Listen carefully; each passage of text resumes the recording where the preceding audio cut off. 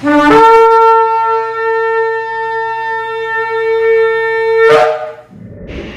Shalom, está la congregación Beit Finales del sector Candelaria en Arecibo. Esta creadora es la Roa y la doctora Marisa Rivera, con una nueva parashá, la parashá número 27, la parashá Tazria. Tazria, la cual la encontramos en el libro de Vayikra, en el libro de Levíticos, capítulo 12, versículo 1 hasta el capítulo 13 y versículo 59. Y un significado para Tazria es ella concibe. Hacemos una introducción de lo que habla en estos capítulos y dice que la parashá Tazria es la continuación con la discusión de las leyes de pureza e impureza ritual. Y dice que una mujer que da luz debe pasar por un proceso de purificación que incluye la inmersión en una mikveh. Una mikveh es como una pileta de agua reunida naturalmente, y traer ofrendas al Mishkan. Todos los varones que nacen deben ser circuncidados en el 8º día de vida. Y entonces nos habla también de Zarat, que Zarat es una plaga supernatural que también puede afectar la ropa. Si aparecen manchas blancas o rosas en la piel de una persona, sea rosas o verdosas en la ropa, un Cohen es llamado. Entonces, juzgando los diferentes signos como un incremento en el tamaño del área afectada, luego de una cuarentena de 7 días, el Cohen pronuncia la mancha como impura o pura. Y una persona afligida con Zarat debe vivir sola fuera del campamento o de la ciudad hasta curarse. Y el área afligida en una ropa debe ser removida, y la Zarat entonces reaparece y toda la ropa debe ser quemada, o sea, sacada fuera. Entonces comenzamos con el capítulo 12, versículo 2, donde dice: una mujer cuando engendrare y diera luz varón. Así como cuando el mundo fue creado, el ser humano lo fue en último término, porque eso fue lo último. Asimismo, la ley concerniente a su pureza o impureza también ha sido enunciada siguiendo ese orden. Todas las leyes concernientes a Tumá de Tará, que se llaman impurificación y pureza, poseen un carácter ritual. Lo importante era que la persona en estado de Tumá, de impurificación, tenía que mantenerse lejos de toda cosa sagrada y por sobre todo lejos del santuario. Los grandes exégetas de Israel coinciden en que los conceptos de Tumá, de Tahará, impurificación y pureza no son conceptos de carácter médico, o sea que no tienen que llevar a los médicos, sino que más bien son conceptos de carácter moral y en relación con la idea de lo kadosh, de lo que es sagrado. Continuamos en el capítulo 12, versículo 3, donde dice: al 8º día la carne del prepucio de él será circuncidada.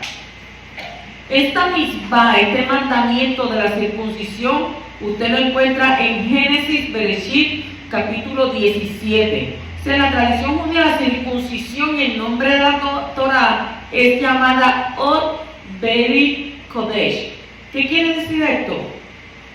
Conceptos que significan el signo del pacto para la consagración. Si bien en la categorización de las mitzvot, la mitzvah de la miná, que es la miná, la circuncisión, pertenece a la categoría de los hukim, de los mitzvot cuya razón no está explícita en la Torah, según Levíticos capítulo 12:3. O sea que esta mitzvah se presenta como el Od Brit. Un Od Brit es que sea el signo y el pacto. Entonces, siendo el pacto concertado entre Yahweh y Abraham una idea, un compromiso contraído por este, debe ser simbolizado en nuestro mismo ¿qué? En nuestro mismo cuerpo, para demostrar que las ideas deben estar acompañadas de acciones. O sea que el pacto tiene que ser tangible y él mismo va a marcar el órgano de nuestro cuerpo por el cual somos progenitores de nuestros hijos. O sea que quiere decir que las futuras generaciones, la continuidad del pacto, deben ellos de seguirlo. Y por otra parte, la circuncisión, la mirada, sin la idea de Brit, pierde su carácter esencial. ¿Por qué? Porque acciones y y hechos que no tienen una raíz ideológica, parecen ser actos mecánicos. Entonces no es esto el signo del pacto para la consagración de nuestras vidas. El desafío del pueblo de Israel es responder el pedido del versículo 7 que dice: y estableceré mi pacto entre yo y tu descendencia en pos de ti por sus generaciones, por pacto que eterno, perpetuo, por siempre. ¿Para qué? Para ser para ti por Elohim y para tu descendencia en pos de ti. O sea que el hombre Yahudí que viola este precepto trunca su pertenencia a la nación, según en las palabras del versículo 14, que dice: mas el incircunciso varón que no circuncidare la carne de su prepucio, será truncada esa alma de entre sus congéneres, pues mi pacto abolió. Por el Brit Milá, el pacto de circuncisión, será marcada en su cuerpo la señal de la responsabilidad. Eso no va a hacerse ahí una Brit Milá y ya quedó. No, tiene que presentarse ante Abba durante toda su vida. Es una responsabilidad, como está escrito en Éxodo capítulo 23, versículos 17, dice: 3 veces al año se presentará todo varón. O sea que no es solamente usted hacerse ya la circuncisión y ahí eso quedó. Usted tiene que reconocer que la circuncisión es un pacto entre usted y el poderoso. ¿Ve? Todo lo que usted se realiza en el judaísmo, todo tiene significado. Nada deja de ser, todo se hace con un propósito y por algo. O sea que entonces la Brit Milá es entonces que está marcada en su cuerpo con el propósito de usted tener responsabilidad de presentarse ante su Padre Celestial toda su vida. En el capítulo 12:4 dice: y ella permanecerá en la sangre de su purificación por 33 días. No tocará ninguna cosa consagrada, ni entrará al santuario hasta que los días de su purificación sean cumplidos. Este texto enseña que aunque haya más derramamiento de sangre durante los 33 últimos días de su purificación, no hará falta añadir más tiempo a los 40 días totales. Aquí no aplica la misma ley que para la menstruación, cuando se añaden 7 días más.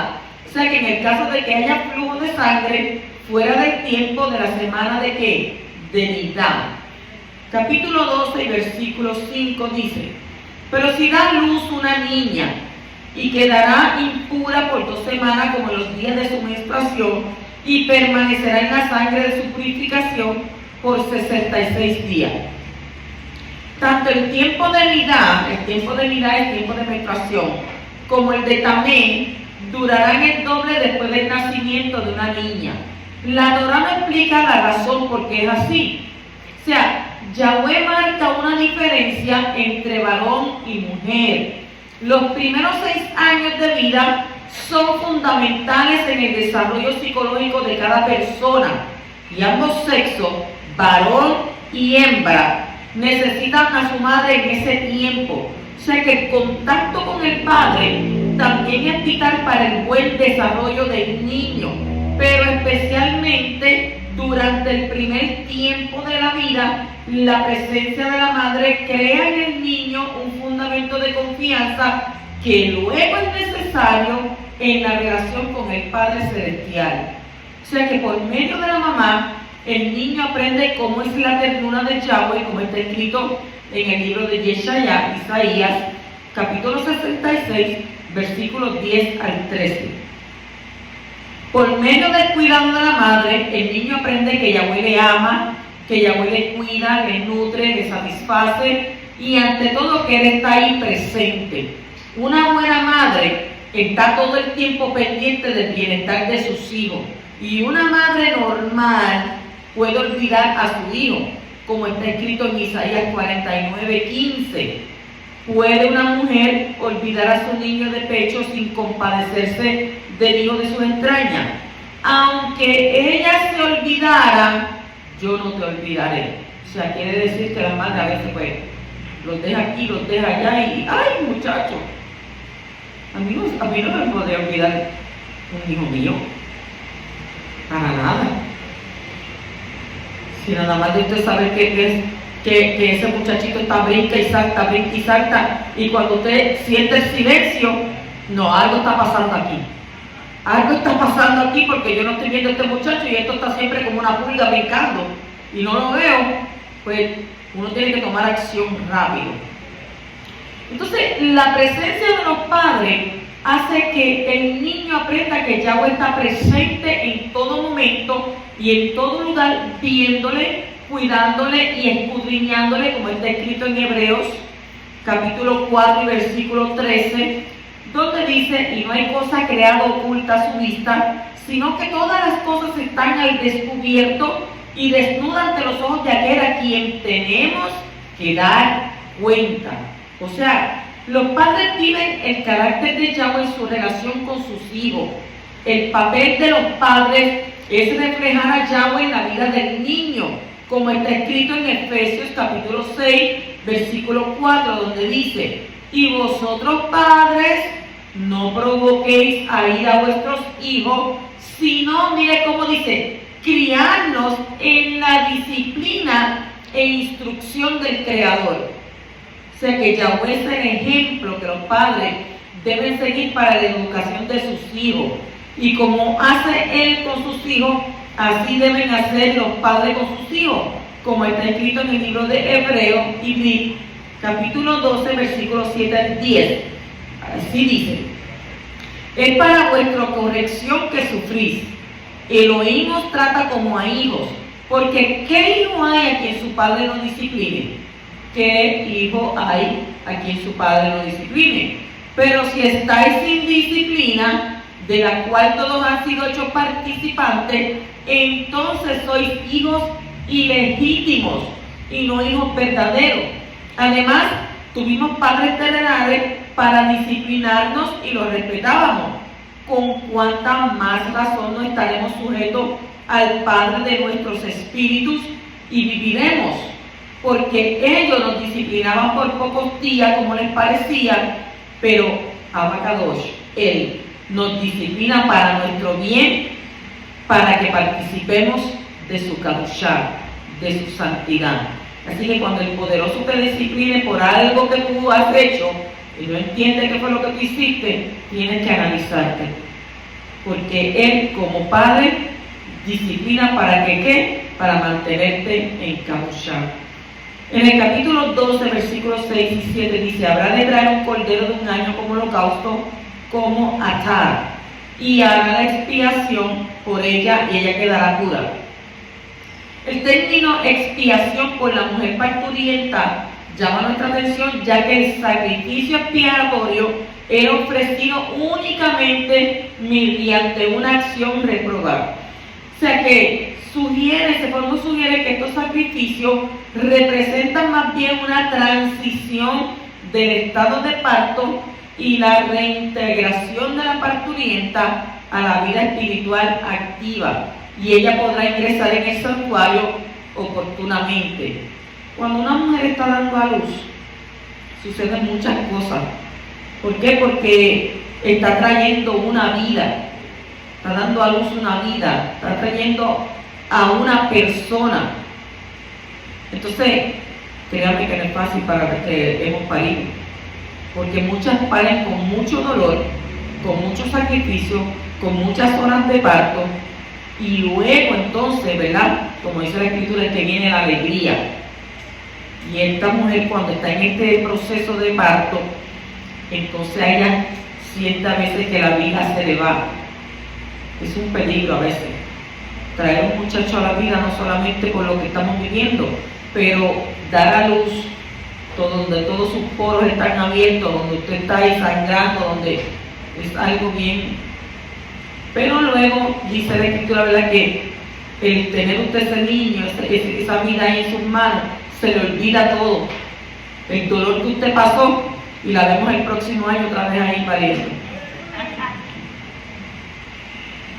Mire que yo escuché a muchas personas: ay, yo no puedo, esto duele. Y el próximo año yo, ¿cómo te conozco? Ay, sí, yo vine el año pasado, y yo, pues tú no dices que no volví a ver. Bueno, pero se me olvidó el dolor. Así dice la gente, se me olvidó el dolor. Capítulo 12:8 dice, y habrá expiación por ella el Cohen y quedará pura. O sea que a los efectos de participar plenamente de la vida espiritual y ritual que tenía lugar en el Mishkan, en el santuario. En el capítulo 13:2 dice, cuando un hombre tenga en la piel de su cuerpo, ahí pasamos a la Anastasia, una mancha clara, una mancha blanquecina, una mancha brillante, y se convierte en afección de Zarat en la piel de su cuerpo, será traído al Cohen, Aarón o a uno de sus hijos, los Cohanim. La mayoría de los comentaristas piensan que es una plaga sobrenatural que Yahweh pone sobre las personas que cometen ciertos pecados, especialmente el pecado de la Shon Hara, de la calumnia. Y hay algunos otros textos en la Escritura que hablan de esta plaga, y esos textos nos pueden enseñar algo más sobre su origen, como en Éxodo capítulo 4, versículos 6 al 7, donde está escrito y dice, y añadió Yahweh, ahora mete la mano en tu seno, y él metió la mano en su seno, y cuando la sacó de aquí, su mano estaba leprosa, blanca como la nieve. Entonces él dijo, vuelve a meter la mano en tu seno, y él volvió a meter la mano en su seno, y cuando la sacó de su seno, aquí se había vuelto como el resto de su carne. Entonces Moshe tuvo Zarat en su mano como una señal, y él había hablado que, usted sabe que Moshe habló la Shon Hara contra el pueblo de Israel, diciendo que no le iban a creer. Eso lo dice en Éxodo 4:1, porque él buscó así, no me van a creer. También por su propia voluntad o en contra de la misma. Todo el que distinguiera algún síntoma de esto, lo compelía a presentarse ante el Cohen que estuviera en el santuario o ante alguno de ellos que estuviera fuera, como los Cohanim que residían en la ciudad de Anatot y que no prestaban servicio en el santuario. Se mencionan 7 pecados que traen la plaga de Zarat sobre el que no se arrepiente: el de la Shon Hara, el de asesinato, el de inmoralidad, el falso juramento, el de la arrogancia, el robo y la avaricia. Ahí sobre esos 7 pecados trae la plaga de Zarat. Tanto que hoy en día les gusta hacer falsos juramentos. Mucha gente que andan así, las hormigas en Francia caminan con elegancia. La gente no piensa, ¿verdad?, que dice la Torah que tanto ricos como pobres y aún los animales, ¿a dónde vamos a ir? A un hoyo. Todo el mundo. Ahí en el cementerio no hay distinción. En el cementerio están todos enterrados, ricos, pobres, sociedad media alta, todos están ahí. No hay distinción. Por eso no podemos ser arrogantes y avariciosos, porque lo único que nos lleva a tener es que Zarat. En el capítulo 13 y versículo 3 dice, y lo declarará impuro. Quiere decir que a esta persona le sería vedado el acceso al santuario en particular. Al acceso a las cosas sagradas en general, no podía estar ahí.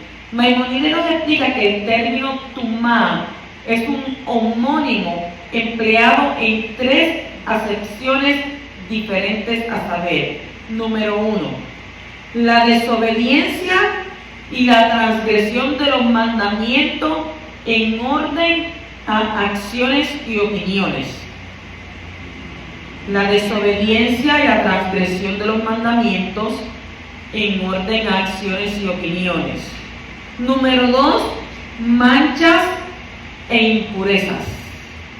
Manchas e impurezas. Y número 3, las cosas declaradas como impuras, quiere decir cuando se toca o se transporta tal objeto o se encuentra uno junto o bajo el mismo techo que este. El capítulo 13:4 dice a la persona afectada.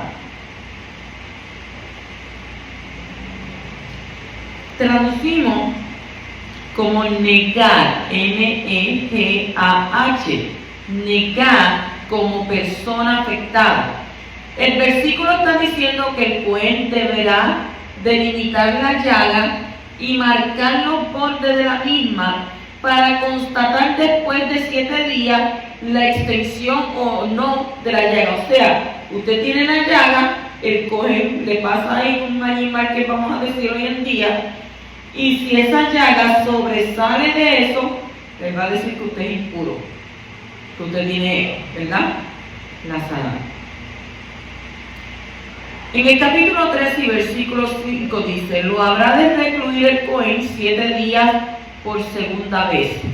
Pero si la llaga se extiende durante la primera semana, el Cohen lo va a tener que declarar impuro al cabo de la misma. Capítulo 3 y versículo 6 dice: habrá de lavar su ropa y quedará puro. Este hombre afectado no llegó a ser impuro nunca, pero de momento que estaba recluido preventivamente, se llama tamé, impuro, a efectos de necesitar ¿qué? Tevilá. ¿Qué es la tevilá? La inmersión ritual. Continuamos en el capítulo 13, versículo 12 al 13, y dice: y si la zarat brota y se extiende en la piel, y la zarat cubre toda la piel del que tenía la afección, desde su cabeza hasta sus pies, hasta donde pueda ver el Cohen, entonces el Cohen mirará, y he aquí, si la zarat ha cubierto todo su cuerpo, declarará limpio al que tenía la afección y se ha vuelto toda blanca, y él es limpio. En Isaías, en Yeshaya 1:18, se encuentra una referencia a este versículo según está escrito: venid ahora y razonemos, dice Yahweh, aunque vuestros pecados sean como la grana, como la nieve serán emblanquecidos, y aunque sean rojos como el carmesí, como blanca lana quedarán. ¿Qué aprendemos de esto? Que la zarat está simbolizando el pecado, y el pecado es lepra, y zarat para el alma. Capítulo 13, 17 dice: y el Cohen lo mirará, y he aquí, si la infección se ha vuelto blanca, el Cohen declarará limpio al que tiene la infección, limpio es. ¿Quién manda el Shammai y Ay? ¿Quién manda el cielo y la tierra? El Cohen recibió del cielo la autorización para declarar impuro o limpio una persona que tenía la plaga de Zarat, traducido como lepra. Y aunque la Torá muestra todos los detalles para determinar si una persona había sido afectada por esa plaga o no, solo el Cohen tenía la autorización para declararla ritualmente limpia o impura. Cuando uno era declarado limpio, tenía el derecho de entrar en el campamento y en entrar en el santuario. Y cuando era declarado impuro, no podía ni siquiera entrar en el campamento, se tenía que mantener fuera. Entonces esto nos enseña que el cielo, que el Shammai, ha delegado a las autoridades terrenales el derecho de decidir cómo aplicar las instrucciones de la Torá en casos concretos. Y este texto nos enseña que el hombre que cumplía las condiciones de la Torá para ser limpio no era oficialmente limpio hasta que el Cohen lo declarara limpio. Y supongamos que hay un caso cuando el Cohen se equivoca y declara ritualmente impuro uno que según las indicaciones de la Torá debería ser declarado ritualmente puro, ¿tendría el derecho de vivir en el campamento y entrar en el Mishkan? No. ¿Por qué? Porque la declaración del Cohen en este caso tiene más peso y las descripciones de la Torá sobre Zarat no le autorizan a actuar por su propia cuenta y vivir como ritualmente puro sin la declaración del Cohen. Hay cosas que usted no puede hacer a menos que, ¿verdad?, haya un alto mando que le declare que lo puede hacer. Voy a poner un ejemplo como la licencia de guiar. Usted no puede guiar si usted no tiene una licencia. Pero si usted va y saca la licencia, el departamento SECRO está diciendo que usted está autorizado para tomar el carro y guiar. Pero si no tiene licencia, entonces llega el policía y te detiene. Pues entonces, como el policía tiene la autoridad, te va a quitar la licencia si cometes un acto. Pero si no tienes licencia, llega el policía, te dice: no tienes licencia, me entregas el carro, tiene una multa de 500 y te vas a sacar la licencia. O sea que entonces, ¿verdad? La autoridad es la que define cómo va a ser, si está ritualmente puro o no está ritualmente puro. Entonces, esto concuerda con el principio que dice que los líderes autorizados antes prohibían en la tierra, será atado que en el Shamayim, y lo que los líderes autorizados desaten en la tierra será desatado, permitido en el Shamayim. Eso está en Mateo, Matitillán 16:19 y 18:18. O sea, que este es el principio del derecho de dictar leyes prácticas a base de las instrucciones de la Torá entregado a los líderes autorizados. Si pasamos el mismo principio a la declaración de las lunas nuevas y las fiestas del poderoso, vamos a entender que los rabinos reconocidos del pueblo judío tienen la facultad de proclamar cuándo hay que celebrar esos días, como está escrito en Levíticos capítulo 23 y versículo 2. Dice: habla los hijos de Israel y dile, las fiestas señaladas del Creador que vosotros habréis de proclamar como Kadosh, convocaciones son estas. ¿Quién tiene la autoridad ahí? Los que están puestos, ¿verdad?, con autoridad sobre Israel. Entonces, ¿quiénes son vosotros en este texto? Cuando dice vosotros habréis de proclamar, ¿quiénes son vosotros en este texto? No son todos los judíos, sino ¿quiénes? Los líderes autorizados para dirigir el pueblo. Ellos tienen la obligación de ponerse de acuerdo y el derecho de decidir cuándo hay que celebrar la luna nueva y las fiestas del Creador. O sea que lo que ellos declaren será respetado ¿en dónde? En el cielo, porque el cielo ha delegado esa autoridad a los líderes de su pueblo. Si cada uno hiciese lo que bien le pareciera, entonces el pueblo no se reuniría en las mismas fechas y se crearía un desorden desastroso. Los que no respetan las autoridades establecidas en este punto crean que división y confusión en el pueblo. Así que tenemos que, dice la Escritura, que ¿qué? Sujetarnos a las leyes puestas por el poderoso. Capítulo 13, versículos 22 al 23 dice: y si se extiende en la piel, el cohen lo declarará inmundo, es infección. Pero si la mancha lustrosa permanece en su lugar y no se extiende, es solo la cicatriz de la úlcera, el cohen lo declarará limpio. ¿Quién juzgará al cohen? El cohen tiene una responsabilidad muy grande. Cada líder tiene una responsabilidad muy grande. En sus manos está la capacidad de hacer ritualmente limpia o impura a una persona afectada por algo semejante a zarar. En el texto de la Torá no aparece la palabra declarar en relación con la declaración de ser limpio o impuro una persona. La Torá dice literalmente que el cohen puede hacer limpio.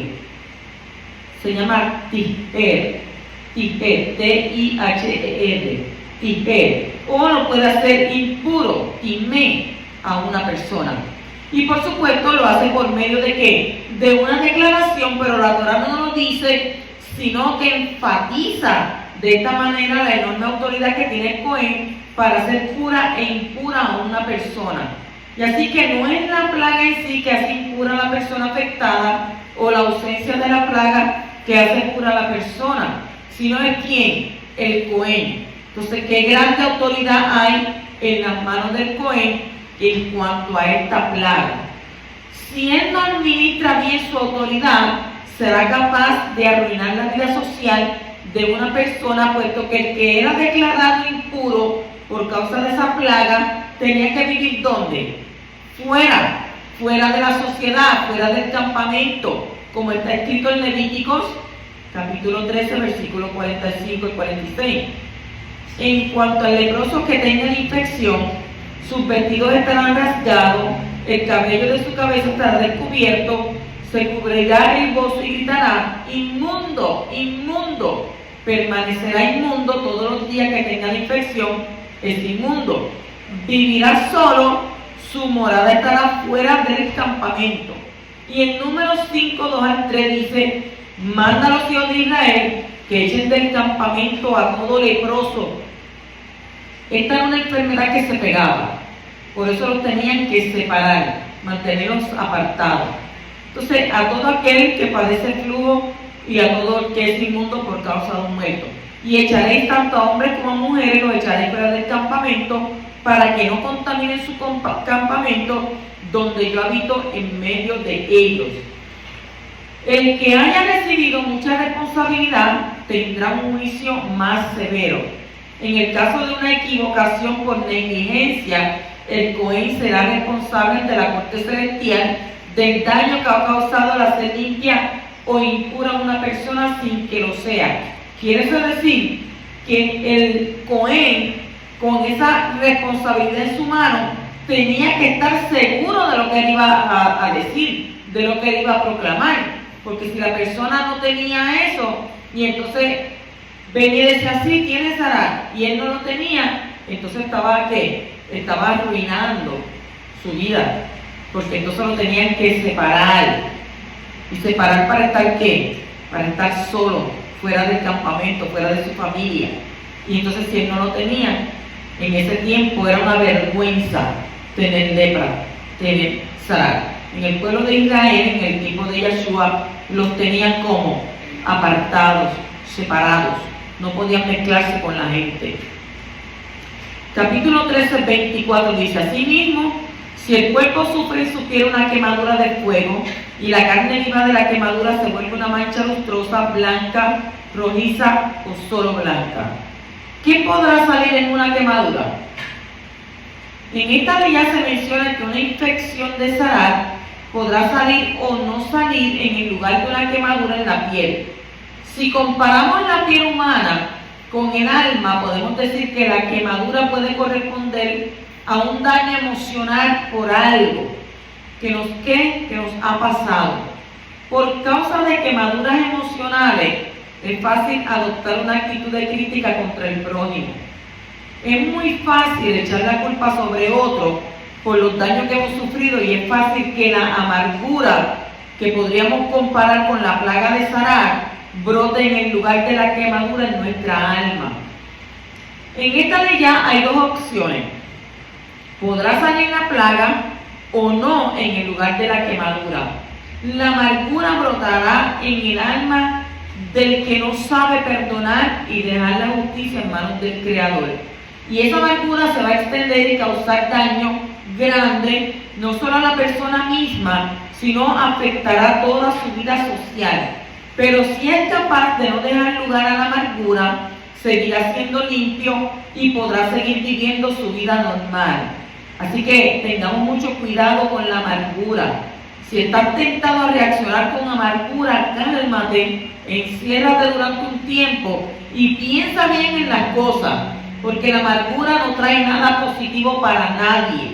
Perdona y deja que el Creador sea el que busque. ¿Por qué? Porque Él lo hace de la mejor manera. Nosotros siempre arruinamos las cosas, porque siempre decimos lo que no tenemos que decir. ¿Y luego qué? Luego nos arrepentimos. Capítulo 13, 33 dice: entonces se rasurará, pero no rasurará la parte con tiña, y el Cohen aislará el que tiene la tiña por otros 7 días. ¿Por qué está prohibido eliminar las señales de la impureza? ¿Usted no se lo ha preguntado? ¿Por qué está prohibido eliminar las señales de la impureza? La barba y el pelo en la cabeza sirven como señales para ver si hay Sarah. Su color revela si la persona ha sido afectada por la plaga. Y para poder hacer un diagnóstico más exacto, la persona tenía que rasurar la parte de la cabeza alrededor de una tiña, pero no en la misma tiña, para ver si la tiña se extendía y para ver si los pelos cambiarían de color durante el tiempo de prueba. Los pelos sirven como señal de impureza. Si se cortaran, sería difícil para el Cohen diagnosticar si realmente había una afección de Sarah o no. el hombre está tentado a eliminar los síntomas de la dolencia que sufre en lugar de ir a la raíz de los problemas y buscar su verdadera causa. Entonces, ¿cuál fue la causa de la plaga de la zará? Puede haber pecado de la Lashon Hará, de crítica u otros pecados que causen estas plagas. Si el hombre solo elimina la señal exterior sin arrepentirse de lo que ha causado el ataque, solo hará mayor daño a sí mismo, a los demás y al Creador. Por eso la Torá prohíbe eliminar las señales de la impureza, porque el problema no son las señales, sino las faltas morales que dieron pie a que la enfermedad pudiera venir. Y eliminar las señales no ayuda, pero el arrepentimiento y la rectificación, ese sí es el remedio. O sea, que el poderoso nos ayude a ir a la raíz de los problemas y no tratar demasiado con sus síntomas y sus consecuencias. Continuamos en el capítulo 13:46, donde dice: permanecerá inmundo todos los días que tenga la infección, es inmundo. ¿Cómo iba a vivir? Vivirá solo, su morada estará fuera del campamento. ¿Por qué el afectado tendrá que vivir solo? Las escrituras enseñan que una de las causas más importantes de la plaga de Sará es la crítica, la Lashon Hará, la mala lengua. Una persona necesita compañía para poder transmitir su crítica. Y para evitar que la persona que critica y que ha sido afectada con esta plaga siga haciendo daño con su lengua, no solo tendrá que vivir fuera del campamento, sino también solo. La razón es para que aprenda a no seguir criticando, y de esa manera la raíz del problema de su enfermedad es tratada. Y en este texto hay una esperanza de restauración. Mientras tenga la infección, permanecerá ritualmente impuro y tendrá que vivir solo. Pero cuando la infección desaparezca, podrá ser limpiado y restaurado en la sociedad y tendrá acceso al santuario de nuevo. Las escrituras revelan que muchas enfermedades son causadas por pecado. Y esto no significa necesariamente que la persona afectada sea la culpable directa de su enfermedad. Puede que sí, y entonces necesita revisar su vida y preguntarse dónde está fallando el Creador para que le haya venido esa enfermedad. Por otro lado, hay consecuencias colectivas. Las consecuencias colectivas es en grupo, sobre grupos de personas que viven en desobediencia a los mandamientos de Abba, y eso trae maldición sobre todo el grupo. Entonces la maldición podrá causar enfermedades en uno o varios miembros del grupo sin que esos individuos sean más pecadores que los otros. Solo el hecho de pertenecer a ese grupo hace que uno sea más accesible a las enfermedades. Algunos cuerpos son más sensibles que otros y no es necesario que la persona enferma sea la culpable directa de su enfermedad. Tenemos el ejemplo de ¿quién? De Acán, según Josué capítulo 7. ¿Qué hizo Acán? Que robó de lo anatema, y por su causa vino la derrota sobre todo el pueblo, y muchos hombres murieron por su pecado. Entonces ellos no eran culpables. ¿Por qué? Porque ellos no fueron los que robaron, pero pertenecían a un grupo de personas que había sido alcanzado por la maldición, por el pecado de uno de sus miembros. Entonces lo cierto es que Abba promete proteger al pueblo de Israel de toda enfermedad cuando guarda ¿qué? Cuando guarda los mandamientos, según Éxodo, Shemot 15:26 y Deuteronomio 7:15, Devarim 7:15, y promete enviar plagas y enfermedades cuando su pueblo quebranta los mandamientos. Eso está escrito en Levíticos 26 y Devarim 28. ¿Qué nos enseña esto? Esto nos enseña, por un lado, que hay sanidad en el Creador para todas nuestras enfermedades, según el Salmo 103:3, y especialmente por medio de la obra redentora del Mashiach Yahshua, según Yeshayá, Isaías 53:4-5.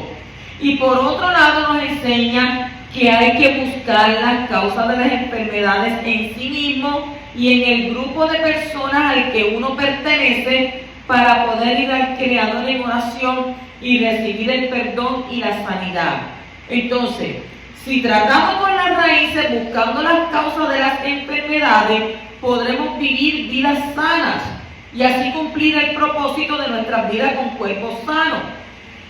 Entonces, que el poderoso derrame revelación para que podamos ver la raíz de los problemas, nos dé la gracia para poder arrepentirnos de los pecados personales y colectivos, para poder obtener ¿qué? Obtener sanidad en el alma y sanidad en el cuerpo por los méritos del Kadosh y justo Yeshua HaMashiach.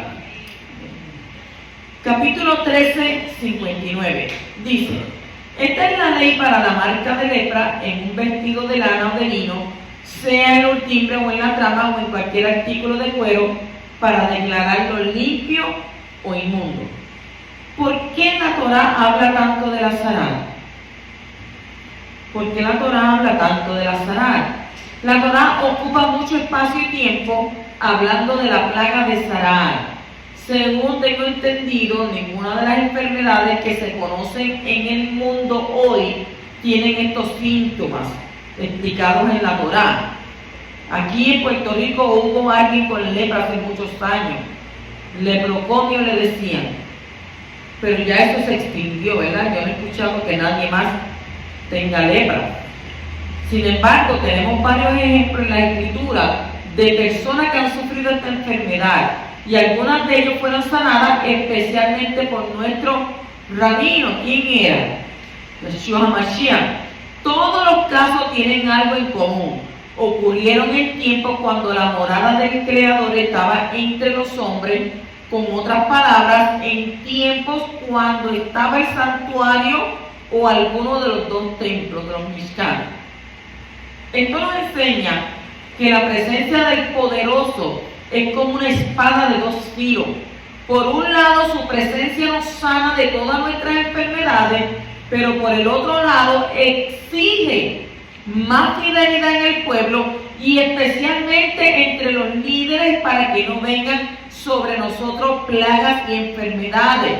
O sea que si su líder no anda como debe de andar, pues colectivamente tiene usted también ¿qué? Consecuencias. O sea que la Torá ocupa mucho espacio con esta enfermedad porque se podía manifestar de muchas maneras en los cuerpos humanos y en los objetos alrededor del hombre, y cada caso tenía que ser explicada en detalle. Además, parece ser contagiosa y por eso era muy importante ser meticuloso en eliminarla para que no afectara a otros, según Devarim, Deuteronomio 24:8. En adición a esto, al comparar esta plaga con el pecado, aprendemos a ser meticulosos con el pecado en nuestras almas y no dejarlo crecer, sino hacer todo lo posible para eliminarlo y arrancarlo desde las raíces. Y para eso necesitamos clamar al cielo por ayuda, porque el hombre no es capaz de sacar su pecado sin ayuda de lo alto. También aprendemos que el Creador está muy interesado en esta plaga porque usa mucho el texto de su libro hablando de este tema. Y este hecho encierra un secreto mesiánico muy grande. Y por eso en la tradición judía el Mashiach recibe el nombre de el leproso. Baruch Shem. Shabbat Shalom.